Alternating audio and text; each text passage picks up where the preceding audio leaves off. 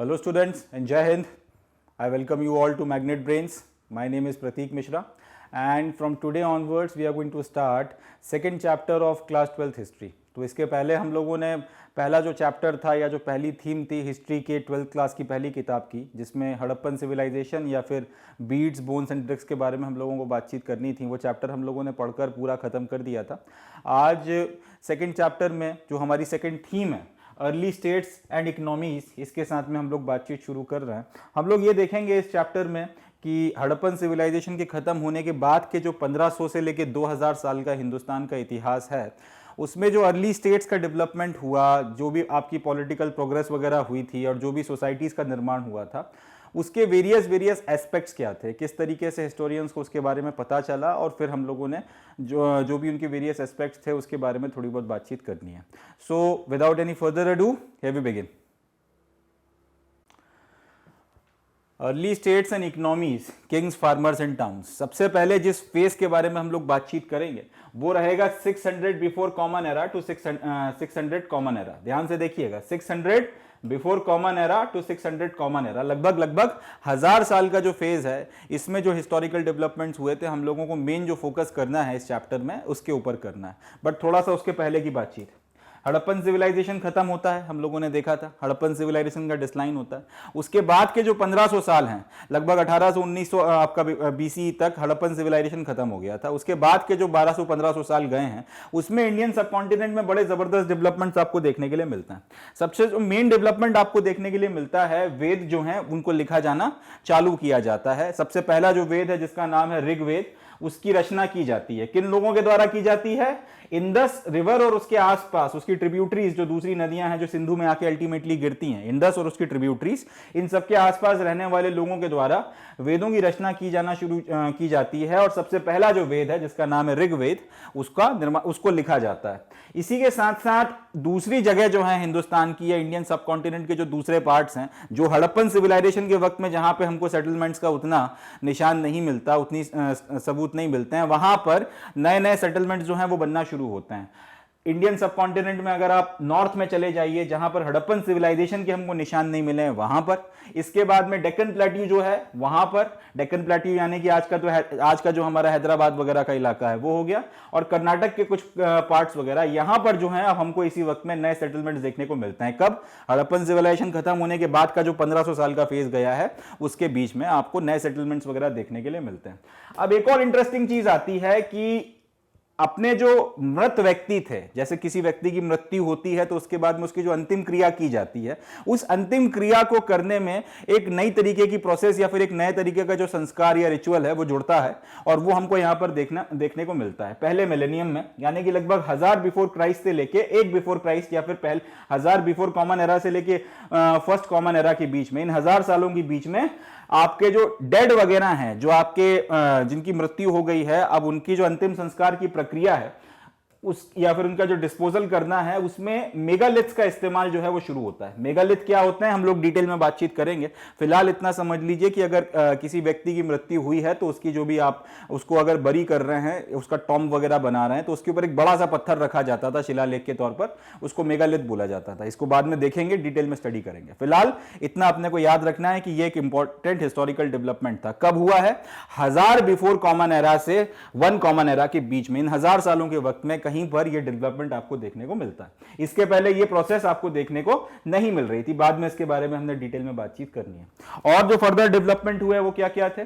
6th century BC, ये बहुत important है। बाकी सारे डेवलपमेंट, हड़प्पन सिविलाइजेशन खत्म हुई उसके बाद से 1500 सालों में होते चले जा रहे हैं, मगर इन 1500 सालों में भी अगर आप बात करते हो तो एक सदी ऐसी आती है, 6th सेंचुरी बीसी, या फिर 600 ईसा पूर्व, या फिर 600 बिफोर कॉमन एरा, एक सेंचुरी ऐसी आती है जो बहुत इंपॉर्टेंट है।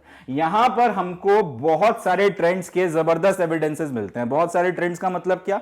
अलग अलग क्षेत्रों में जबरदस्त डेवलपमेंट हो रहा है, इंसान गजब की तरक्की या प्रोग्रेस कर रहा है, उस चीज के आपको काफी सारे एविडेंस, बड़े लेवल पर जो एविडेंस है वो देखने को मिलते हैं। कब मिलते हैं? 600 बिफोर कॉमन एरा या फिर 6th सेंचुरी बीसी में। इसमें भी जो सबसे विजिबल एविडेंस है, जहां से हमारी कहानी की शुरुआत होती है चैप्टर 2 की, सबसे विजिबल एविडेंस जो आपको देखने को मिलता है 6th सेंचुरी बीसी से, वो क्या है? अर्ली स्टेट्स, जो राज्य को हम समझते हैं कि एक राजा होता था, राजा की प्रजा होती थी, उसका एक सेनापति होता था, उसके दरबारी होते थे, राज लगता था। ये जो राजा की या राज्य की कल्पना हम लोगों के दिमाग में है, पंचतंत्र की कहानियों में हमने पढ़ा है, अलग अलग किस्सों में, कहानियों में हम लोगों ने देख रखा है। तो जो राजा की कल्पना हम करते हैं, जो राज्य की कल्पना हम करते हैं, जो प्रजा की कल्पना हम करते हैं, जो शासन की कल्पना हम करते हैं, वो चीज आपको यहां से इमर्ज करती हुई दिखती है। उस पर्टिकुलर चीज का यहां से आपको इमरजेंस या फिर जन्म होता हुआ दिखता है। अर्ली स्टेट्स हो गए, आपके अंपायर्स हो गए, या फिर किंगडम्स हो गई, तीनों में डिफरेंस होता है, उस पर भी बात करेंगे आगे। अर्ली स्टेट्स, अंपायर्स और किंगडम्स का जो इमरजेंस है वो आपको 6th century before common era या फिर ईसा के लगभग 600 साल पूर्व देखने के लिए मिलना शुरू होता है। साथ ही साथ एक और इंपॉर्टेंट डेवलपमेंट होता है, वो है एग्रीकल्चर का ऑर्गेनाइजेशन होना शुरू होता है। यानी कि यहां से डिसाइड होना शुरू होता है कि किस व्यक्ति के पास कितनी जमीन है, कौन कितनी जमीन का मालिक है, कौन कितनी जमीन पर खेती कर सकता है, राजा को या फिर जो भी उसके ऊपर राज कर रहा है उसको कितना टैक्स देना पड़ेगा, ये सारी चीजें। यहां से एग्रीकल्चर में भी आपको एक ऑर्गेनाइजेशन जो है समझ में आता है। ये एक बहुत इंपॉर्टेंट डेवलपमेंट है। यहां से एक और बात समझ में आती है कि यहां से पॉलिटिकल डेवलपमेंट जो हो रहे हैं वो काफी ज्यादा मजबूत हो चुके हैं, क्योंकि इसके पहले तक कोई कहीं पर भी सेटल हो जाए, कोई कहीं पर भी खेती करने लगे, कोई इश्यूज वगैरह नहीं थे। मगर यहां पर अब क्या आ रहा है, यहां पर बकायदा डिसाइड हो रहा है कि तुम्हारी ये जमीन है, तुम इतने में ही खेती कर सकते हो, और इस जमीन में इतनी खेती जो तुम कर रहे हो उसकी पैदावार के अनुसार तुम्हें इतना इतना जो है टैक्स राजा को देना पड़ेगा। यानी कि आपके ऊपर एक अथॉरिटी आके बैठ गई है और आप उस अथॉरिटी को मानने लगे हो। हड़प्पन के वक्त में हमारे पास इस सवाल का जवाब नहीं था कि इन लोगों के ऊपर कोई राज करता था, एक आदमी राज करता था, 10 आदमी राज करते थे, क्या पॉलिटिकल सिस्टम था। मगर यहां पर क्लियर कट आपको एविडेंसेस दिख रहे हैं कि एक पॉलिटिकल अथॉरिटी है। और ये पॉलिटिकल अथॉरिटी क्यों आई है? क्योंकि यहां पे पॉलिटिकल डेवलपमेंट्स बड़े पैमाने पर आपको देखने के लिए मिल रहे हैं। जो सत्ता है, जो राज सत्ता है, वो अपनी अथॉरिटी, अपना प्रभुत्व जमा चुकी है या जमा रही है, वो चीज आपको समझ में आती है। ऑर्गेनाइजेशन ऑफ एग्रीकल्चर से बात क्लियर दिखती है, क्योंकि अगर आप किसी को टैक्स दे रहे हो, इसका सीधा सीधा मतलब यही है कि आप उसकी अथॉरिटी को मान रहे हो। एंड साथ ही साथ एक और चीज होती है जो हड़प्पन सिविलाइजेशन में 1800 बीसी में हुआ था कि आपका टाउन्स वगैरह को अबैंडन कर दिया गया था, लोग अपने शहर छोड़ छोड़ के चले गए। उसके बाद मैंने आपसे कहा था कि लगभग 1100 साल जो है आपको इंतजार करना पड़ा था नए शहरों के डेवलपमेंट का या फिर नए शहरों के इमरजेंस का। तो अब वो वक्त आता है और नए जो टाउन्स हैं वो फिर से, अब ये नहीं कहूंगा कि पहली बार इमर्ज होना शुरू हुए, क्योंकि अपन ने देख चुके हैं कि कितने जबरदस्त टाउन्स यहाँ पे इस वक्त के भी 1200 साल पहले हिंदुस्तान में देखने को आपको मिल रहे थे। मगर फिर से जो है टाउन्स का री इमरजेंस आपको थ्रू आउट द इंडियन सब कॉन्टिनेंट देखने को मिलता है। ये इंपॉर्टेंट पॉइंट है। पहले क्या हो रहा था, हड़प्पन सिविलाइजेशन जितने इलाके में फैला हुआ था उतने में ही आपको टाउन्स वगैरह और अर्बन लाइफ देखने को मिल रहा था। मगर अब 1100-1200 साल के बाद जब फिर से हिंदुस्तान में अर्बन लाइफ लौट रही है, तब एक इंपॉर्टेंट डेवलपमेंट क्या है, टाउन्स पूरे उपमहाद्वीप में, पूरे इंडियन सब कॉन्टिनेंट में, पूरे भारतीय उपमहाद्वीप में आपको इमर्ज करते हुए नजर आते हैं। That's a very important development और इसको अपने को ध्यान रखना है। चलें आगे बढ़ते हैं। अब सवाल ये उठता है कि आखिर अपन को इस वक्त के बारे में इतना कुछ कैसे पता, आखिर हमें कैसे पता कि 600 बिफोर कॉमन एरा में ये हो गया था, एग्रीकल्चर ऑर्गेनाइज हो रहा था, राज सत्ता अपना प्रभुत्व जमा रही थी, लोग अथॉरिटी मान रहे थे, एग्रीकल्चर ऑर्गेनाइज हो गया, उसके बाद में आपके नए नए टाउन्स निकल के आने लगे, पूरे इंडियन सब कॉन्टिनेंट में टाउन डेवलप हो रहे हैं, आखिर आपको कैसे पता चल गया? एक बेसिक सवाल तो उठेगा। इसका जवाब यह है कि इस वक्त का जो पूरा इतिहास है, इस पूरे कालखंड का जो इतिहास है, उसको स्टडी करने के लिए हिस्टोरियंस कुछ पर्टिकुलर सोर्सेस का इस्तेमाल करते हैं। हड़प्पा की बात की जाए तो सोर्सेस के पास में जो भी थे उससे आपने उनकी हड़प्पन की जो है पूरी की पूरी हिस्ट्री बनाई थी। अब इन लोगों की बात की जाए तो इन लोगों की हिस्ट्री बनाने के लिए इनके कालखंड में जो भी सामान मिला है, जो भी रिटर्न रिकॉर्ड्स मिले हैं, जो भी आपको दूसरी चीजें मिली हैं, उन सबका इस्तेमाल कर इस कालखंड की हिस्ट्री को जो है हिस्टोरियंस ने फिर से रिक्रिएट किया है। तो इस जमाने में जो भी आपके हिस्टोरिकल डेवलपमेंट्स हुए थे, इन सबको समझने के लिए हिस्टोरियंस कई सारे सोर्सेस का इस्तेमाल करते हैं। और उसमें भी जो आपके मेजर सोर्सेस हैं, सबसे पहला इंस्क्रिप्शन। याद रखिएगा हड़प्पन के टाइम पर इस तरीके की चीजें नहीं मिली थी। इंस्क्रिप्शन का मतलब होता है शिलालेख। शिलालेख का मतलब क्या है, एक पत्थर के ऊपर आपने कुछ लिखकर छोड़ रखा है। पत्थर के ऊपर अगर आपका संदेश लिखा हुआ है तो हजारों सालों तक प्रिजर्व रहेगा, और उसको फिर अगर कोई 2000-3000 साल बाद भी अगर देखेगा तो आपको कुछ ना कुछ तो जो है उसका अवशेष देखने को मिल जाएगा, जिसकी मदद से आप जिस जमाने का ये था उसके बारे में कुछ एक अंदाजा लगा सकते हो। तो सबसे पहला जो एविडेंस इस्तेमाल किया जाता है जिसकी मदद से हिस्टोरियंस इस पर्टिकुलर कालखंड की हिस्ट्री लिखते हैं, वो क्या है, इंस्क्रिप्शंस हैं, जिसको हिंदी में हम लोग क्या बोलते हैं, शिलालेख। पत्थर के ऊपर अगर आप इस तरीके से कुछ लिखकर अपना संदेश वगैरह छोड़ते हो तो वो, इसके बारे में हम लोग डिटेल में आगे बात करेंगे। उस जमाने का जो भी टेक्स्ट वगैरह आपको देखने को मिलता है, क्योंकि अभी तक रिटन रिकॉर्ड जो है वो रखने की प्रक्रिया शुरू हो चुकी थी, तो उस जमाने में जो भी टेक्स्ट वगैरह लिखे गए, जो भी आपके लिटरेचर वगैरह लिखा गया, उसका जो भी हिस्सा हमको मिलता है अलग अलग सोर्सेज से, उसकी मदद से भी हम लोग इसकी हिस्ट्री को रिक्रिएट करने की कोशिश करते हैं। एंड तीसरा और शायद one of the most important source है इस जमाने के सिक्के, कॉइन्स वगैरह जो हैं अभी तक आपके आना शुरू हो गए थे, और इन कॉइन्स वगैरह की मदद से जो है इस हिस्ट्री को फिर से रिक्रिएट करने में हिस्टोरियंस को काफी मदद मिलती है। यह सवाल बन सकता है कि कौन कौन से जो हैं आपके सोर्सेस का इस्तेमाल इस पर्टिकुलर टाइम पीरियड की हिस्ट्री को रिक्रिएट करने के लिए किया जाता है। याद रखिएगा, एक तो कॉइन्स जो हड़प्पन के टाइम पीरियड में सच नहीं मिले हैं, कॉइन्स का इस्तेमाल किया जाता है, और दूसरा आपका शिलालेख या फिर आपके इंस्क्रिप्शंस हो गए, और इसके अलावा जो रिटन रिकॉर्ड या टेक्स्ट वगैरह मिलते हैं। चले आगे बढ़ते हैं। चलिए अब बात करते हैं प्रिंसेप एंड पियादसी के बारे में। बात क्या थी कि आप अर्ली 19th सेंचुरी तक की बात करोगे, तब तक जो भी आपको शिलालेख वगैरह मिल रहे थे, इनके साथ में एक इशू था। इशू ये था कि ये ऐसी स्क्रिप्ट में लिखे गए थे जिनको पढ़ा नहीं जा पा रहा था। पुराने जमाने की जो भी आपकी एंशिएंट स्क्रिप्ट्स थी, जैसे अभी हम लोगों ने जो भी लिख रखा है ये रोमन में लिखा हुआ है, रोमन स्क्रिप्ट का इस्तेमाल किया गया है, रोमन अल्फाबेट्स का इस्तेमाल किया गया, और भाषा हमने कौन सी लिखी है, इंग्लिश। अब इसी स्क्रिप्ट का इस्तेमाल कर कर अगर हम लोग चाहें तो जर्मन भाषा को भी लिख सकते हैं, हम फ्रेंच भाषा को भी लिख सकते हैं, हिंदी का भी हम लोग व्हाट्सएप में आप लोग चैटिंग करते होंगे तो व्हाट्सएप में आप टाइप जो भी कर रहे हैं वो हिंदी में भी कर रहे हैं, मगर जो अल्फाबेट्स का इस्तेमाल आप कर रहे हो या जो लिपि का इस्तेमाल आप कर रहे हो वो कौन सी हो गई, रोमन हो गई। तो ये एक समस्या आ रही थी शुरुआती दिनों में, आपको जो भी शिलालेख वगैरह मिल रहे थे वो एक ऐसी लिपि में लिखे गए थे जिसको हम लोग पढ़ नहीं पा रहे थे, या फिर आपके जो अर्ली हिस्टोरियंस थे वो पढ़ नहीं पा रहे थे। ठीक है जी। तो 1830 आते आते इस समस्या का एक हल मिलता है।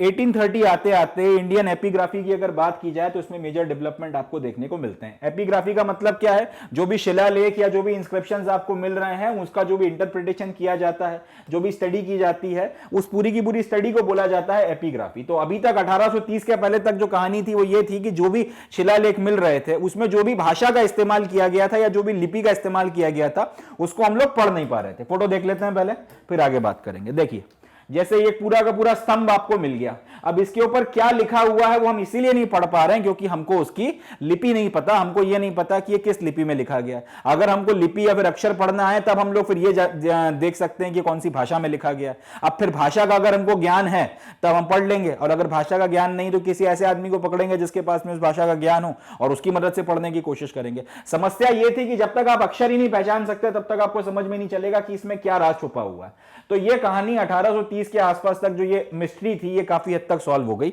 हुआ ये अर्ली 19th सेंचुरी या 1830s में हुआ ये, इंडियन एपिग्राफी में एक जबरदस्त डेवलपमेंट आया।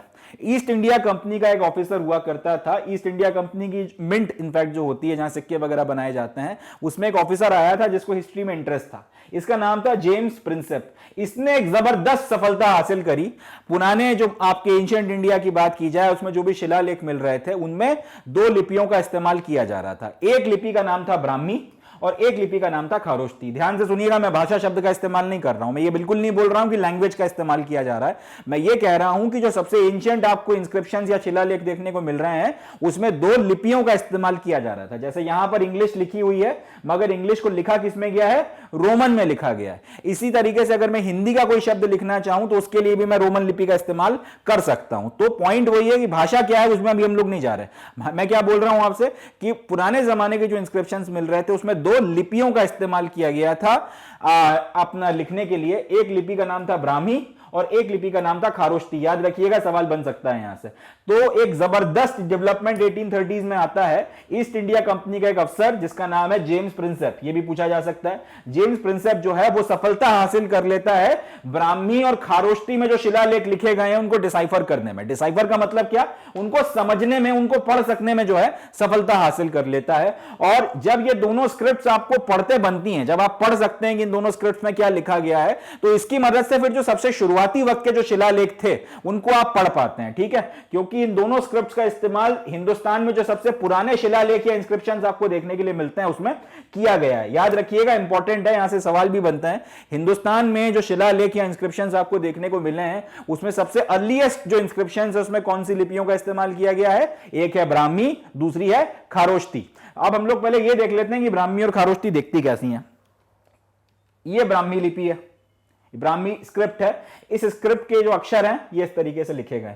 अब मजे की बात यह है कि आज की तारीख में जो आपकी नॉर्थ में कम से कम भाषाएं बोली जा रही हैं उनके लिए जिन स्क्रिप्ट्स का इस्तेमाल किया जाता है, जैसे हमारी देवनागरी हो गई, वो भी जो है ब्राह्मी लिपि से इवॉल्व कर आई है। बंगाली के जो अक्षर हैं वो भी अगर आप देखोगे तो वो इसी लिपि से धीरे धीरे धीरे धीरे इवॉल्व कर आए हैं। कैसे इवॉल्व कर आए हम लोग आगे बात करेंगे, मगर ब्राह्मी लिपि का इस्तेमाल जो है शुरुआत में किया जाता था। जैसे ये एक अक्षर उठा लीजिए, ये अक्षर आपको अच्छे से, ये अक्षर देख लीजिए। अब ये अक्षर जो है कुछ इस तरीके का बनाया जा रहा है।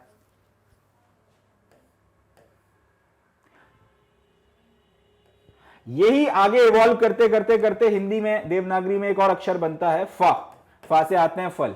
ये जो अक्षर है अल्टीमेटली इवॉल्व होते होते इस तरीके से पहुंच गया। ऐसे ही ब्राह्मी लिपि के दूसरे जो आपके अक्षर थे उनसे आज की भाषाएं जो हैं, खासतौर पे जो नॉर्थ की लैंग्वेजेस हैं, उन लैंग्वेजेस के जो अलग अलग आपके अल्फाबेट्स हैं उनका इवोल्यूशन हुआ है। तो ब्राह्मी लिपि को पढ़ने में एक तो जेम्स प्रिंसेप को सफलता मिल गई, क्योंकि अब ये सबसे पुरानी लिपियों में से एक है और इसका इस्तेमाल किया गया है आपके अशोक के शिलालेखों में और इसके अलावा भी और कई सारे शिलालेखों में। तो जैसे ही आपके पास में ये नॉलेज आया कि भाई ये अक्षरों का इस्तेमाल कर जो लिखा गया है उसका ये मतलब है, तब एक नया दरवाजा खुल गया एंशिएंट इंडिया को समझने के लिए। आपको फिर समझ में आया कि अरे इसमें ये बात लिखी गई है, ये इस बारे में बात कर रहा है, ये इसमें इस पर्टिकुलर इवेंट का जिक्र है। इसकी मदद से फिर आप पुरानी जो एंशिएंट इंडिया है उसकी हिस्ट्री को रिक्रिएट करने में बड़ी जबरदस्त आपको सफलता मिली।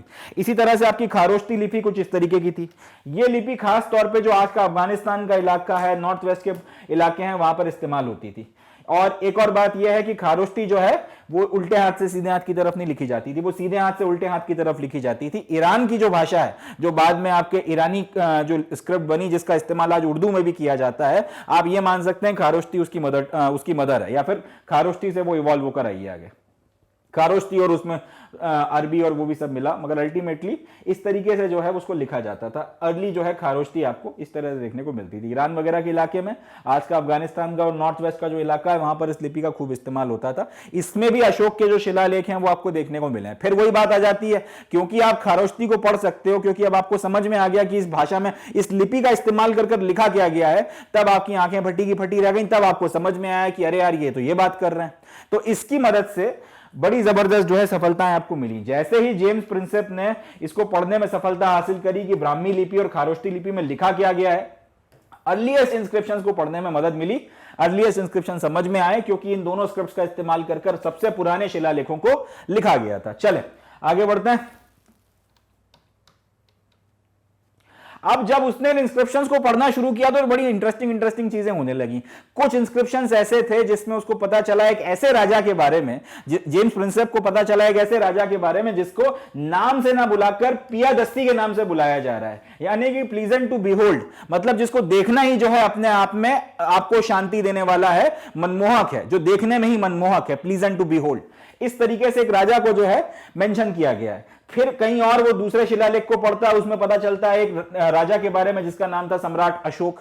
और ये जो है और ज्यादा फर्दर स्टडी किया जाता है तो जो बौद्धों के टेक्स्ट आपको देखने को मिलते हैं उसके सबसे फेमस किंग्स में से एक माने गए। बाद में और स्टडी होती है और ज्यादा पढ़ाई की जाती है इनके बारे में, तो मजे की बात निकल कर आती है कि जिस आदमी को पियादस्ती कहा जा रहा है वो एक्चुअल में सम्राट अशोक ही हैं। और इसके अलावा इनके और भी नाम निकल कर आते हैं कि फलाने फलाने नाम से भी जाना जा रहा है, इस नाम से भी बुलाया जाता था। इससे आपको यह भी पता चलता है कि पुराने जमाने में एक ये भी प्रोसेस चलती थी कि राजा अपने नाम के साथ में जो है टाइटल्स लगाते थे, और कई बार राजाओं को उनके नाम से ना बुलाकर उन टाइटल्स के नाम से बुलाया जाता था कि जो देखने में मनमोहक लगे। या फिर इनके लिए एक और नाम का इस्तेमाल किया जाता था, देवप्रिया, यानी कि जो देवों को प्रिय हैं वो हमारे सम्राट अशोक। इस तरीके से अलग अलग चीजें जो है, जब आपको लिपि समझ में आ गई, लिपि की मदद से जब आपने भाषा को समझा और उसकी मदद से जब शिलालेखों को पढ़ना शुरू किया गया, तो ऐसी बड़ी इंटरेस्टिंग चीजें निकल कर आई।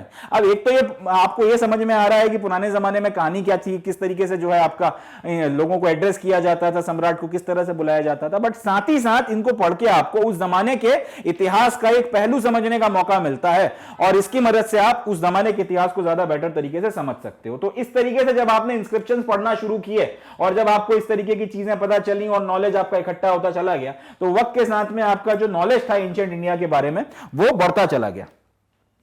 तो ये जो अब जैसे यहीं पर आपको ये पता चला कि पियादस्ती सम्राट अशोक को ही बोला जा रहा है, या सम्राट अशोक को पियादस्ती या देवप्रिया के नाम से भी जाना जाता था। इन सारी इस तरीके की इंफॉर्मेशन वगैरह से हुआ ये कि इंडियन पॉलिटिकल हिस्ट्री जो थी, पुरानी एंशिएंट हिस्ट्री, पुरानी एंशिएंट अगर आप बात करोगे इंडियन सिविलाइजेशन में, पुरानी एंशिएंट हिस्ट्री में जो पॉलिटिकल हिस्ट्री थी, जो राजाओं का इतिहास था, कौन कौन यहां पे रूल कर कर गया है, किसने कितने वक्त तक रूल किया, किसके शासनकाल में क्या खास बातें थी, क्या इंपॉर्टेंट डेवलपमेंट हुए थे, इन सब चीजों को समझने में एक नई दिशा मिली, एक नया आपको जोश आ गया जो थे आपके स्कॉलर्स वगैरह। इसके बाद जितने भी आपके इंस्क्रिप्शंस वगैरह मिल रहे थे, जितने भी आपके इंस्क्रिप्शंस मिले, उसमें जो जो टेक्स्ट लिखा गया था, सबसे पहला काम यही किया गया, आपने लिपि को डिसाइफर किया। लिपि को डिसाइफर करने के बाद उस लिपि में किस भाषा का इस्तेमाल किया गया है उसको समझा, और इसकी मदद से फिर जो मेजर मेजर डायनेस्टीज इस देश से गुजरी हैं, इंडियन सब कॉन्टिनेंट पर, हिंदुस्तान के या तो पूरे इंडियन सब कॉन्टिनेंट या फिर इसके बड़े हिस्सों पर या इसके अलग अलग हिस्सों पर जिन जिन राजाओं ने राज किया है, उनकी पूरी डायनेस्टीज की जो कहानी है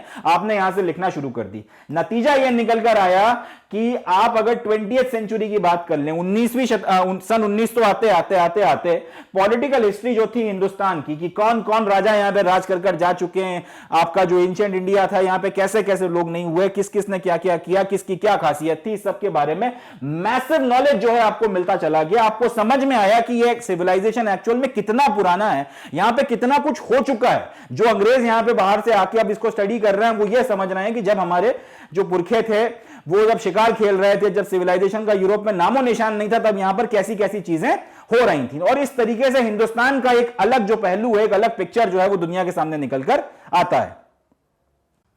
अब हुआ ये इसके बाद में कि जब आपको पॉलिटिकल चेंजेस के बारे में पता चला, जब आप मैक्सिमम राजाओं के बारे में जान गए, जब आपको उनकी डायनेस्टीज के बारे में अच्छा नॉलेज लग गया, जब आपको पता चल गया कि कौन सा राजा किस कालखंड में था, किसने कब शासन किया, किसने किससे सत्ता छीनी, किसका राज कितने वक्त तक चला, जब आपको पॉलिटिकल हिस्ट्री के बारे में काफी कुछ पता चल गया, एक सैचुरेशन पॉइंट तक जब आप पॉलिटिकल हिस्ट्री तक पहुंच गए, उसके बाद हिस्टोरियंस ने अपना जो है रुख कहीं और किया, रुझान कहीं और किया। उन्होंने फिर यह देखना शुरू किया कि ये जो पॉलिटिकल डेवलपमेंट थे, कि एक राजा को हटा के दूसरा आ गया, एक ने दूसरे पे हमला कर दिया, उसका शासन, उसका जो राज्य है वो अपने में मिला लिया, तो इस तरीके के जो पॉलिटिकल चेंजेस इंडियन सबकॉन्टिनेंट में हो रहे थे, इसका भारतीय समाज में हो रहे सोशल डेवलपमेंट से क्या लेना देना था। बड़ा इंटरेस्टिंग सवाल निकल कर आता है। अभी तक आप सिर्फ ये पढ़ रहे थे कि कौन सा राजा था, कौन, इसके बाद कौन आ गया, किसने कैसे सत्ता हासिल कर ली, किसकी राज्य जो था कितना बड़ा था, किसने कितने वक्त तक रूल किया था, कौन कितना पावरफुल था, आप इसी में लगे हुए थे। और अब यहां से मगर आप एक बात देख रहे हो कि जो ये पॉलिटिकल चेंजेस आ रहे हैं, ये जो पॉलिटिकल डेवलपमेंट्स हो रहे हैं, इसका भारतीय समाज के सोशल डेवलपमेंट पे क्या असर पड़ा, किस राजा का क्या प्रभाव पड़ा समाज पे, समाज के आखिर किसी पहलू को उसने किस तरीके से अफेक्ट किया, उसके राजकाज में ऐसा कौन सा काम हुआ या उसने ऐसा कौन सा काम करवा दिया जिसका भारतीय समाज के ऊपर इन जनरल आप देखोगे तो कोई असर देखने को मिलता है। आप जब 20th सेंचुरी तक पे आते हो, क्योंकि तब तक आपको पॉलिटिकल हिस्ट्री के बारे में अच्छा नॉलेज हो गया, सैचुरेशन तक आप पहुंच गए हो, लगभग पता चल गया कौन सा राजा कब था, क्या था, वो सारी बातों के बाद में। तो इस सवाल पे कि भैया क्या इंटरकनेक्शन है, जो एक पॉलिटिकल डेवलपमेंट हो रहा है, किसी के सत्ता पर आने से, किसी की गद्दी संभाल लेने से, किसी के शासन में आ जाने से, पावर में आ जाने से समाज में जो बदलाव आ रहे हैं, सोशल डेवलपमेंट पर कोई असर पड़ रहा है कि नहीं पड़ रहा, पड़ रहा है तो कैसा पड़ रहा है, पॉजिटिव पड़ रहा है, नेगेटिव पड़ रहा है, उसका फिर ओवरऑल इन जनरल क्या असर निकल कर आया। और आज के समाज को देखा जाएगा तो वो बदलाव जो पॉलिटिकल डेवलपमेंट या चेंजेस आने के कारण समाज में जो सोशल डेवलपमेंट में हुआ था, उसका आज तक जो कोई प्रभाव आपको देखने को मिलता है या नहीं मिलता। इस तरीके की चीजें जो हैं, जब इस तरीके के सवालों के साथ में हिस्टोरियंस ने फिर से अपने सोर्सेस को स्टडी करना शुरू किया, यहां से एक नई शुरुआत हुई, यहां से एक नया दरवाजा खुल गया समाज के अलग अलग एस्पेक्ट्स को, इंडियन एंशिएंट हिस्ट्री की मैं बात कर रहा हूं, उसको समझने में। अब हम लोग आते हैं अगले टॉपिक पर, जिसका नाम है द अर्लीस्ट स्टेट्स। सबसे शुरुआती वक्त में जो राज्य आपको देखने को मिलते हैं उसके बारे में हम लोग बातचीत करेंगे। तो जैसा कि मैंने आपको बताया था कि 6th century before common era या 600 ईसा पूर्व का जो सदी थी, ये सदी बहुत इंपॉर्टेंट मानी जाती है। ये एक मेजर टर्निंग पॉइंट माना जाता है एंशिएंट इंडियन हिस्ट्री की अगर आप बात करते हो। इसकी वजह क्या है?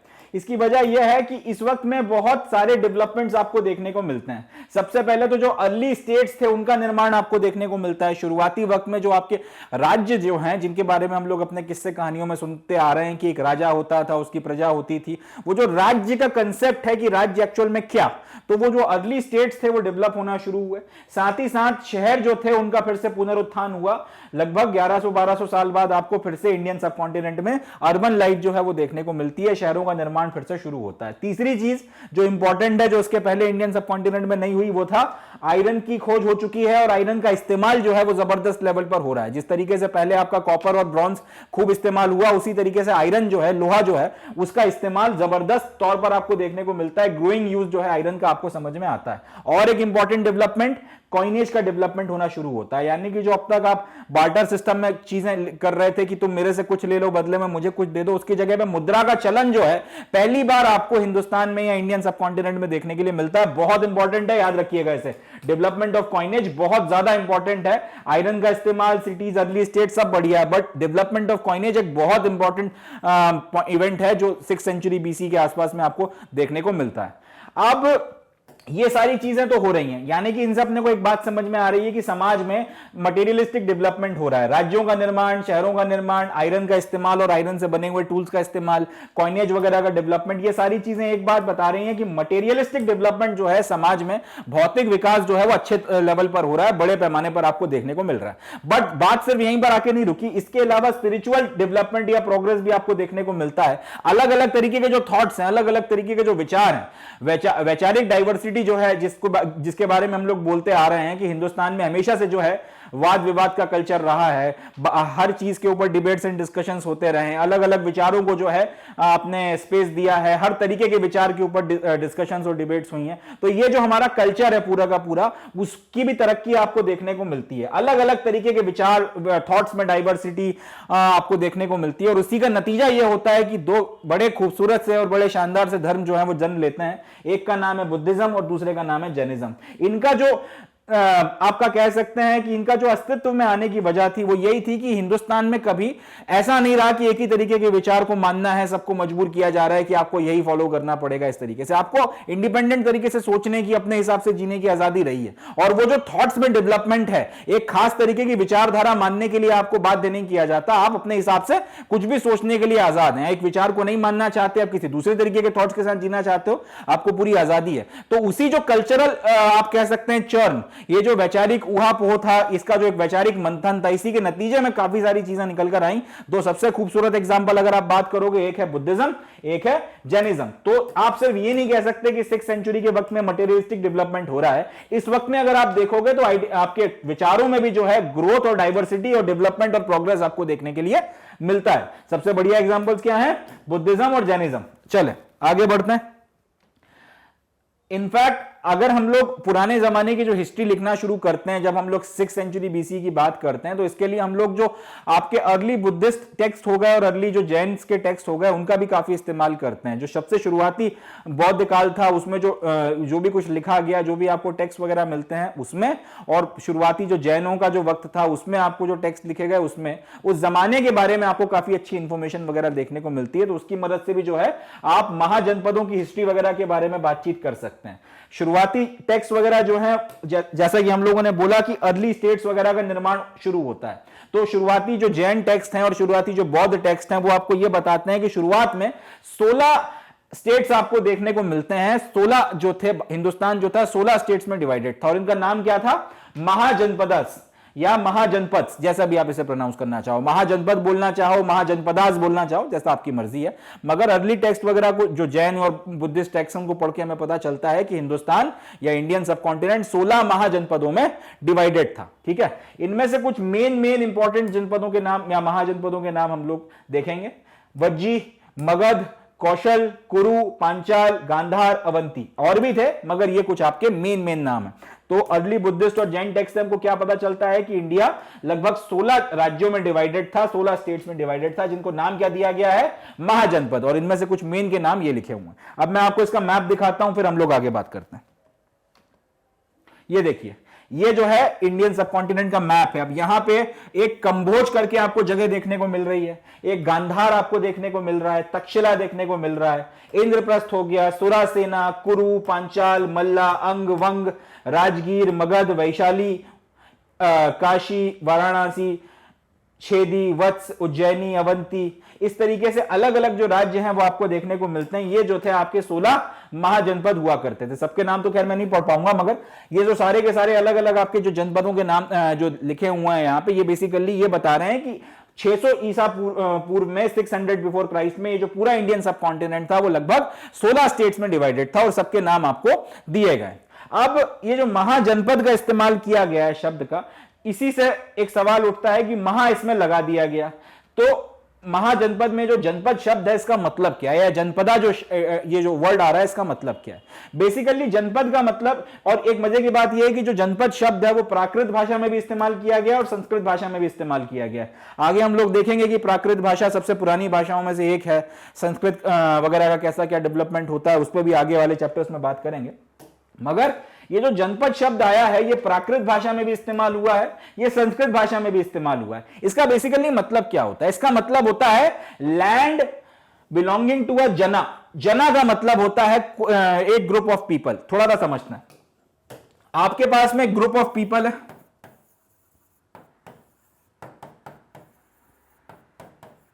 उसको आपने बोल दिया जना। अब अगर ये ग्रुप ऑफ पीपल या कोई का पूरा एक बड़ा सा परिवार भी हो सकता है, एक कबीला भी हो सकता है, एक पूरी की पूरी ट्राइब हो सकती है, कुछ भी हो सकता है, मगर एक ग्रुप ऑफ पीपल है जो आपस में कुछ कॉमन बातें शेयर करते हैं, उनको आपने बोल दिया जना। अब ये जना या फिर ये जो ग्रुप ऑफ पीपल हैं, ये अगर कहीं पे किसी लैंड पर जाते हैं और वहां पे सेटल हो जाते हैं, अगर वहां पे कोई है पहले से उससे लड़ लड़ा के उसको हटाकर सेटल हो जाते हैं, और कोई नहीं है तो फिर वहां पर अगर जंगल है तो साफ करके वहां पेड़ वेड़ काट के सेटल हो जाते हैं, और जमीन अगर ऐसी पड़ी है तो भी वो वहां पे जाके सेटल हो जाते हैं। अगर वो किसी जमीन पर या किसी लैंड पर जाकर सेटल हो जाते हैं तो फिर हम लोग ये बोलेंगे कि ये जो जन है या जो जना है ये यहां पर रहने लगी। तो उसके लिए जो शब्द इस्तेमाल किया गया है वो है जनपद, यानी कि जहां पे किसी जना के पद पड़ गए हैं, यहां पे जहां पे ये लोग जाके रहने लगे हैं। तो इसी, अब ये ग्रुप ऑफ पीपल अगर कहीं पे रह रहे हैं या फिर उन्होंने या फिर अपना पैर कहीं पे रख दिया है, कहीं सेटल हो गए, तो उसका मतलब हो गया जनपद। इसी तरीके से अगर बहुत सारे अलग अलग ग्रुप ऑफ पीपल एक बड़े इलाके में रह रहे हैं तो उसका नाम पड़ जाएगा महाजनपद। और ये जो महाजनपद थी ये 16 स्टेट्स के फॉर्म में हमको देखने को इंडियन सब कॉन्टिनेंट में अर्ली फेज में मिलते हैं। चलिए आगे बढ़ते हैं। अब ये जो जितने भी महाजनपद थे इनमें से जो मैक्सिमम महाजनपद थे, सारे के सारों की बात नहीं कर रहा हूं, जो मैक्सिमम महाजनपद थे इनके ऊपर रूल किया जाता था राजाओं के द्वारा। कोई ना कोई एक राजा जो है इन महाजनपदों में रूल किया करता था। मैक्सिमम महाजनपदों में कुछ महाजनपद ऐसे थे जिनको गणास के नाम से भी जाना जाता है या संघास के नाम से भी जाना जाता है। गण या संघ, इसको इंग्लिश में आप बोलोगे तो गणास या फिर संघास। कुछ महाजनपद ऐसे थे जिनको गणास या संघास के नाम से जाना जाता था। ये ओलिगार्कीज थे। ओलिगार्कीज का मतलब होता है जहां पर सरकार कोई एक व्यक्ति नहीं चलाता, मगर एक लोगों का समूह जो है वो पावर का इस्तेमाल करता है या फिर पावर को एक्सरसाइज करता है, सरकार चलाता है। तो हमको अर्लीस्ट जब देखने को मिलता है तो क्या समझ में आता है, हिंदुस्तान में 16 महाजनपद थे। 16 महाजनपद में जो मेजर आपके मैक्सिमम महाजनपद थे इनमें कौन रूल करता था, कोई एक राजा रूल किया करता था। कुछ एक एक्सेप्शंस थे, छोटे छोटे जो आपके महाजनपद थे या कुछ ऐसे एक्सेप्शनल महाजनपद हुआ करते थे। खासतौर पे आपको हिमालय के फुट हिल्स में ही देखने के लिए मिलते थे, जिनको गण के नाम से जाना जाता था या संघ के नाम से जाना जाता था। इंग्लिश में आप उसे गणास या संघास बोलते हैं। यहां पर एक व्यक्ति रूल नहीं करता था, यहां पर एक पूरा का पूरा ग्रुप ऑफ मेन जो है रूल किया करता था, या फिर इस तरह से बोल सकते हैं कि गण और संघ जो थे वो ओलिगार्कीज हुआ करते थे। इसका एक और एग्जांपल हम लोग उठाते हैं, जो रोमन अंपायर हुआ करता था, रोमन रिपब्लिक जो हुआ करता था वो भी एक ओलिगार्की था। उसका मतलब वहां पर भी एक ग्रुप ऑफ मेन जो था वो रूल करते थे, लोगों का एक समूह रूल किया करता था, ना कि एक अकेला व्यक्ति। मगर ये बहुत छोटे छोटे आपके जो हैं महाजनपदों में आपको देखने को मिला है, और जनरली हिमालय की तराई के इलाकों में जो महाजनपद आपको देखने को मिलते हैं वहां पर यह चीज थोड़ा सा प्रीवेलेंट थी। बाकी जो अगर आप मैक्सिमम या बड़े महाजनपदों की बात करोगे तो वहां पर राजाओं के द्वारा रूल किया जाता था। अच्छा, अब ये जो संघ और जो गण है, ये अगर आप संघ की बात कर लो या गण की बात कर लो, जो भी बोलना चाहो, यहां पर हर एक व्यक्ति जो रूल कर रहा है, यानी कि वो समूह जिसको रूल करने की जिम्मेदारी दी गई है, उसमें जो हर एक व्यक्ति है उसको राजा के नाम से या राजन के नाम से जाना जाता था। तो ये इंपॉर्टेंट पॉइंट है, इसको याद रखना है। आप संघ की बात कर लें, आप गण की बात कर लें, या फिर आप इनको जैसे भी बोलना चाहते हैं, इन ओलिगार्कीज में जो पूरे के पूरे ग्रुप ऑफ मैन रूल करते थे, लेट्स से 10 लोगों को आपने जिम्मेदारी दे रखी है कि आपने भैया राज चलाना है, तो 10 के 10 राजा कहलाते थे। ऐसा नहीं था कि इनमें से किसी एक को राजा कहा जाता था। बाकी बड़े महाजनपदों की बात की जाए तो वहां पर एक ही व्यक्ति जो है वो रूल किया करता था, एक ही व्यक्ति को किंग कहा जाता था या रूलर कहा जाता था। अच्छा, एक बात और याद रखनी है कि जो महावीर थे, जिन्होंने जैन धर्म का जिनको स्थापक माना जाता है, और भगवान बुद्ध जो थे जिनको बौद्ध धर्म का स्थापक माना जाता है, दोनों के दोनों जो हैं ये इसी तरीके के गण या फिर संघ से आते हैं। यानी कि ये ऐसे महाजनपद से आते थे जहां पर कोई एक राजा का रूल नहीं था, गण या फिर जो संघ था वो रूल किया करता था, और ये भी उसी से आते हैं। इंपॉर्टेंट पॉइंट है, इसको ध्यान में रखना है। चलें आगे बढ़ते हैं। हर एक जो महाजनपद था इसमें एक बात कॉमन थी कि इन सबका एक कैपिटल शहर हुआ करता था, मतलब एक राजधानी होती थी जहां से ये रूल किया करते थे। और एक और इंपॉर्टेंट बात जो निकल कर आती है कि हर एक जो कैपिटल सिटी थी वो फोर्टिफाइड थी। फोर्टिफाइड का मतलब यह है किलाबंदी उसके चारों तरफ की गई थी, उसके चारों तरफ किलेबंदी आपको देखने को मिलती थी। ऐसा नहीं था कि बस आपने शहर बसा लिया, चारों तरफ ऊंची ऊंची दीवारें बनाकर उसको बढ़िया तरीके से प्रोटेक्ट किया गया था कि अगर हमला हो तो उसका प्रोटेक्शन किया जा सके। ये एक इंपॉर्टेंट पॉइंट है, याद रखना है कि आपके महाजनपदों में कुछ महाजनपदों पे आपके राजा रूल किया करते थे और कुछ महाजनपदों में ग्रुप ऑफ मैन रूल करता था, और उन महाजनपदों को गण या संघ बोला जाता था। ये डिफरेंस तो है, मगर एक बात जो कॉमन है वो क्या है, हर महाजनपद का एक कैपिटल हुआ करता था और इस कैपिटल का फोर्टिफिकेशन आपको देखने को मिलता है। हर एक राजधानी का फोर्टिफिकेशन आपको देखने को मिलता है। अब सवाल यह उठता है कि आपने फोर्टिफिकेशन किया है, इसका मतलब आपको डर था कि कहीं से हमला भी हो सकता है। हमला अगर होने का डर है, इसका मतलब आपने एक फौज भी रखी होगी, एक आर्मी भी आपने मेंटेन करना पड़ रही होगी। तो ये इसके अलावा अगर इतना बड़ा आपने शहर बसा लिया है कि आपको उसके चारों तरफ जो है फोर्टिफिकेशन करना पड़ रहा है, उसकी रक्षा के लिए आपको फौज या फिर एक आर्मी मेंटेन करना पड़ रही है, मतलब आप प्रशासन भी चला रहे होंगे, आपको और भी बाकी काम करना पड़ रहे होंगे एडमिनिस्ट्रेशन के। तो फिर वही आ जाती है बात कि इतना बड़ा राज्य अगर आप मेंटेन कर रहे हो, जिसमें आपको एक आर्मी भी मेंटेन करनी है, एडमिनिस्ट्रेशन भी चलाना है, उसके सुरक्षा के इंतजाम भी आपको करना है, तो ये सारी चीजें करने के लिए फिर आपको रिसोर्सेज की जरूरत पड़ती है। आपको पैसा चाहिए, आपको धन चाहिए, और भी दूसरे तरीके के रिसोर्सेज चाहिए। अब हम लोग यही बात करेंगे कि ये रिसोर्सेज वगैरह की व्यवस्था राजा वगैरह कहां से किया करते थे। 6th सेंचुरी बीसी में एक और इंटरेस्टिंग चीज होती है, जो टॉपिक अभी हम लोगों ने देखना है कि राजा इन सारे रिसोर्सेज की व्यवस्था कैसे करता है, जिसकी मदद से वो इतनी बड़ी आर्मी, इतना बड़ा एडमिनिस्ट्रेशन, इतना फोर्टिफिकेशन सब कुछ मेंटेन कर पा रहा था, एडमिनिस्ट्रेशन चला रहा था सारा। इसके लिए वो सारे रिसोर्सेज की व्यवस्था कहां से करता था, उसी को समझने के कंटिन्यूएशन में हम लोग बात कर रहे हैं कि 6th सेंचुरी बीसी में एक बड़ी इंटरेस्टिंग चीज होती है। जो उस वक्त ब्राह्मण थे, उन्होंने संस्कृत में कुछ टेक्स्ट वगैरह लिखना शुरू किए जिनका नाम था धर्मसूत्रास। ठीक है, हिंदी में आप इसको धर्मसूत्र बोल सकते हैं। 6th सेंचुरी बीसी में ब्राह्मणों के द्वारा कुछ आपके सीक्रेट टेक्स्ट वगैरह लिखे जाना शुरू किए गए, संस्कृत भाषा में लिखे गए। इंपॉर्टेंट है, पूछा गया, याद रखिएगा। इनका नाम क्या रखा गया? धर्मसूत्रास। ये जो धर्मसूत्रास थे या फिर जो ये धर्मसूत्र थे, इसमें था क्या? इसमें आपकी जो अलग अलग सोशल कैटेगरीज थी, जो 4 वर्णों की व्यवस्था में हमारा समाज डिवाइड हुआ था कि समाज में 4 वर्ण होंगे, ब्राह्मण, क्षत्रिय, शूद्र और वैश्य। ये जो 4 वर्णों की आपकी व्यवस्था की गई थी, इसमें हर एक जो वर्ण है, हर एक जो ग्रुप है, जो सोशल कैटेगरी है, उसके क्या नॉर्म्स हैं, यानी कि उसके क्या डूज हैं और क्या डोंट्स हैं, आपको क्या करना है, आपको क्या नहीं करना, आप के ऊपर क्या कंडीशंस लगाई गई हैं, क्या लिमिटेशन लगाए गए हैं, उन सब के बारे में बातचीत की गई थी। साथ ही साथ इसमें जो राजा हैं, जो रूल कर रहे हैं, उनके लिए क्या नियम कायदे हैं, वो भी लिखे गए थे। बड़ा इंटरेस्टिंग है, क्या किया गया है, ब्राह्मणों के द्वारा धर्मसूत्र लिखे गए। अब देखिए कितनी इंटरेस्टिंग बात आती है। ब्राह्मण यानी कि वो जो खुद राज नहीं कर रहे हैं, जो खुद राज नहीं कर रहे हैं, उनके द्वारा कुछ नियम कायदे बनाए जाते हैं जिनको बोला जाता है धर्मसूत्र। इसमें क्या कहा गया है, 4 वर्णों की आपकी व्यवस्था में हर एक वर्ण के लिए क्या क्या आपकी ड्यूटीज वगैरह हैं, क्या करना है क्या नहीं करना, वो सारी व्यवस्था लिखी गई है। एक चीज। दूसरी चीज, जो एक राजा है, जो एक रूलर है, और ऐसा नहीं कि किसी एक पर्टिकुलर राज्य के राजा के लिए बात की जा रही है, पूरे इंडियन सब कॉन्टिनेंट के लिए बात की जा रही है। यहां से एक और बात निकल कर आती है, वो भी मैं आपको बताऊंगा। पूरे इंडियन सब कॉन्टिनेंट में जो राजा है, जो रूलर्स हैं, उनके लिए जनरल बात की जा रही है कि आपको ये करना है, ये नहीं करना, आपका धर्म जो है वो ये है, आपकी जो ड्यूटीज हैं, आपके डूज एंड डोंट्स जो हैं वो ये हैं। तो यहां से जो एक बात हम लोग करते हैं कि बाहर बैठा हुए किसी भी व्यक्ति ने इंडिया को अलग अलग राज्यों में कभी नहीं देखा, हिंदुस्तान को हमेशा एक पूरे के पूरे कॉमन एंटिटी के तौर पर देखा गया है। तो जो ये पॉलिटिकल यूनिटी भले ही ना थी, आपके यहां अलग अलग राज्य डिवाइडेड थे, मगर जो एक कल्चरल यूनिटी आपको हमेशा से देखने को मिली है, ये उसका एक एग्जाम्पल है कि आप एक जगह बैठकर एक पर्टिकुलर धर्मसूत्र लिख रहे हैं, उस धर्मसूत्र में पूरा आपके डूज एंड डोंट दिए गए कि आपको क्या करना है और क्या नहीं करना है, और उनका पालन जो है फिर पूरा समाज कर रहा है, चाहे वो आप किसी भी महाजनपद में बैठा हुआ राजा हो, चाहे किसी भी महाजनपद में रहने वाला आपका किसी भी वर्ण का व्यक्ति हो। तो यहां से एक बात समझ में आती है कि कल्चरल यूनिटी जो है, आप अगर सांस्कृतिक एकता की बात करोगे तो वो हिंदुस्तान में एंशिएंट टाइम से देखने को मिल रही थी, भले ही राजनीतिक एकता रही हो या ना रही हो। चलें, तो अब यहां पर धर्म सूत्रों में आपने ये सारे norms and terms and conditions डाल दिए कि जो रूल करेगा रूलर, उसके क्या कंडीशंस हैं, आपको क्या करना है क्या नहीं करना, क्या डूज एंड डोंट्स हैं। दूसरा, आपकी जो दूसरी सोशल कैटेगरीज हैं उनके बारे में बात कर ली गई है। अब यहां पर जो रूलर्स थे, ये जनरली एक्सपेक्ट ये किया जाता था कि जो रूल करेगा, जो राजा बनेगा, वो जनरली एक क्षत्रिय ही होगा। हालांकि इसके एक्सेप्शंस हैं, ऐसा नहीं है कि हर बार आपका क्षत्रिय ही राजा बनता था। आगे हम लोग बात करेंगे कि अलग अलग दूसरी जो आपके वर्णों के लोग थे वो भी राजा बने, मगर धर्म सूत्र में आइडियली एक्सपेक्ट ये किया जाता था कि जो व्यक्ति रूल करेगा वो क्षत्रिय ही होगा। अब जो धर्म सूत्र थे, इसमें जो रूलर था, जो राजा था, उसको यह भी कहा गया था कि जितने भी आपके ग्रुप ऑफ पीपल हैं जिनके ऊपर आप रूल कर रहे हो, चाहे उसमें आपके कल्टीवेटर आते हो यानी कि जो अनाज का उत्पादन कर रहे हैं, चाहे आपके ट्रेडर्स आते हो यानी कि व्यापारी हो गए, और चाहे आर्टिसंस आते हो। आर्टिसंस में मतलब आपके काश्तकार जो इसके अलावा दूसरे एक्टिविटीज वगैरह में लगे हुए हैं।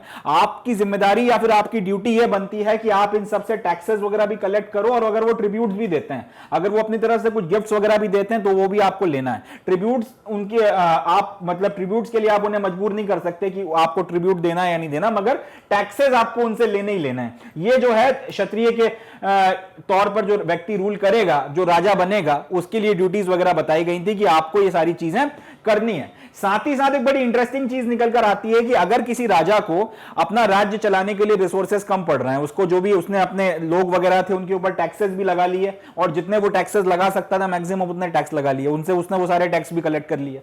जो ट्रिब्यूट या जो गिफ्ट उसको मिल सकते थे, चाहे कल्टीवेटर हो, चाहे ट्रेडर हो, चाहे आर्टिसंस, वो भी सारे के सारे लेके रख लिए। अब अगर इसके बाद भी राज्य को चलाने के लिए उसके पास पैसा कम पड़ रहा है, उसके पास अगर रिसोर्सेज कम पड़ रहे हैं, तो बड़ी इंटरेस्टिंग बात निकल कर आती है कि अब अगर वो किसी अपने पड़ोसी राज्य पर हमला करके वहां से अगर वो रेड करके वहां से चीजें लूट कर भी ले आए ताकि अपने रिसोर्सेज को पूरा करना है, तो उसको भी जो है गलत नहीं माना जाता था। बड़ी इंटरेस्टिंग चीज निकल कर आती है कि अगर आपको अपने रिसोर्सेस को पूरा करने के लिए नेबरिंग स्टेट्स पर रेड भी करना पड़े, हमला भी करना पड़े, तो इसको भी रिकॉग्नाइज किया गया था कि यह भी एक वाजिब तरीका है। आपको वेल्थ वगैरह एक्वायर करना है उसके लिए, या फिर रिसोर्सेज वगैरह चाहिए उसके लिए। बड़ी एक इंटरेस्टिंग चीज निकल कर आती है। इसके ऊपर एक एमसीक्यू बन सकता है कि आपके जो धर्म सूत्र हैं या फिर जो पुराना वक्त था उसमें पड़ोसी राज्य के ऊपर हमला करके वेल्थ एक्वायर करने को सही माना गया या गलत माना गया। तो याद रखिएगा, लेजिटिमेट माना जाता था, गलत नहीं माना, इसमें कुछ गलत नहीं समझा जाता था कि अगर आपको अपना राज्य चलाना है या फिर आपको और वेल्थ एक्वायर करनी है और उसके लिए आपको किसी और पे हमला करना पड़ रहा है, तो वो भी आप किसी और राज्य पे हमला करना पड़ रहा है, तो वो भी आप ठीक मान रहे हो, उसमें भी कोई गलती एज सच नहीं मानी गई है। एक बड़ी इंटरेस्टिंग चीज निकल कर आती है। तो यहां से हम लोगों ने क्या देखा कि आपके 6वीं शताब्दी में ब्राह्मणों ने एक खास तरीके के टेक्स्ट लिखना शुरू किए संस्कृत में। नाम क्या रखा गया? धर्मसूत्रास। इसमें क्या है? रूलर्स और जो दूसरी आपकी सोशल कैटेगरीज हैं उनके लिए कुछ टर्म्स एंड कंडीशंस या नॉर्म्स बताए गए। रूलर जनरली एक्सपेक्टेड है कि कोई क्षत्रिय होगा, और उसको यह कहा गया है, जो राजा है उसको यह बोला गया है कि आप अपने जो सब्जेक्ट्स हैं, जो जिन पे आप रूल कर रहे हो, चाहे कल्टीवेटर, उसमें कल्टीवेटर्स पर, ट्रेडर्स पर और आर्टिसंस पर, इसमें लगभग पूरा आपका समाज कवर हो जाता था। इनके ऊपर आप टैक्सेस लगाओगे और इनसे ट्रिब्यूट्स या फिर गिफ्ट्स वगैरह लोगे। और अगर इसके बाद भी पैसे कम पड़ रहे हैं, आपका राज्य चलाते नहीं बढ़ रहा, तो फिर अगर आपको नेबरिंग स्टेट पर हमला भी करना पड़ रहा है, रेड करना पड़ रहा है, कर दो, कोई दिक्कत की बात नहीं है। वो भी आपका लेजिटिमेट मीन माना जाएगा वेल्थ वगैरह एक्वायर करने के लिए। So it's an interesting fact, this has to be remembered and MCQ can be made over this. So with this we come to the end of the session for today. आज के lecture में हम लोगों ने history class 12 की पहली किताब उसके सेकंड चैप्टर के बारे में डिस्कशन शुरू किया है। हम लोगों ने ये देखा कि हड़प्पन सिविलाइजेशन खत्म होने के बाद आपका क्या डेवलपमेंट हुए, अर्ली स्टेट्स किस तरह से बने, 16 महाजनपदों के बारे में हम लोगों ने बातचीत कर खत्म करी, और उसके बाद में फिर हमने ये देखा कि धर्म सूत्र वगैरह में क्या इंस्ट्रक्शंस दिए गए थे राजा को और उसकी प्रजा वगैरह के बारे में। एंड इतनी सारी बातचीत हम लोगों ने कर खत्म करी है। नेक्स्ट लेक्चर से हम लोग अर्ली एंशिएंट हिस्ट्री की अगर बातचीत करते हैं तो उसकी एक बड़ी इंटरेस्टिंग फेज की शुरुआत होगी। हम लोग मगध के बारे में बातचीत करना शुरू करेंगे और वहीं से एक बहुत इंपॉर्टेंट अंपायर की शुरुआत होगी, that will be Mauryan umpire. उसके रूलर्स कौन कौन रहे, उसका क्या सिग्निफिकेंस है, उसकी क्या इंपॉर्टेंस है, उस सब के बारे में हम लोग बातचीत करेंगे, बट वो सब अगले लेक्चर में। उसके पहले आप ये लेक्चर देख लें, अच्छे से उसको समझ लें। इसमें किसी तरीके के डाउट्स आते हैं तो वो भी आप अपने क्वेश्चंस में पूछ सकते हैं। We will be happy to help and reply and respond, but अच्छे से इसको तैयार कर लें। And on this note I would be concluding the lecture. जाने से पहले एक आखिरी बात कि हमारी जो वेबसाइट है मैग्नेट ब्रेन्स की, उसको आप विजिट करें। यहाँ पर सारे लेक्चर्स अच्छे से अरेंज किए गए हैं, आपको ज़्यादा ढूंढना नहीं पड़ेगा। जो एक कॉमन शिकायत बच्चों की है कि प्लेलिस्ट नहीं मिल रही है, कई बार आपको काफ़ी ढूंढने पर जो है वीडियोस मिलते हैं, उस चीज़ से आप बच जाएंगे। साथ ही साथ किसी तरीके से वीडियो के बीच में एड्स वगैरह का जो है इश्यूज़ नहीं आएंगे, बहुत आसानी से जो है आप यहाँ पे एक्सेस कर सकते हैं जो भी कोर्स आप चाहते हैं। सारा कंटेंट जो है डिटेल में उसमें लिखा हुआ है कि आपको किस लेक्चर में क्या मिलेगा, क्या है क्या नहीं है, सारी बातें जो हैं हर एक लेक्चर के बारे में बताई गई हैं, डिटेल में सारी चीज़ें उसमें हैं। तो अकॉर्डिंगली आप अपने जो भी टॉपिक में आप इंटरेस्टेड हैं आप उसको आसानी से एक्सेस कर सकते हैं। So do visit the site. And इसके अलावा कोई और डाउट वगैरह है तो वो भी आप हमसे शेयर कर सकते हैं। We are here to help you in every possible manner we can. So on this note I would be calling it the day and concluding the lecture. Thank you. Jai Hind.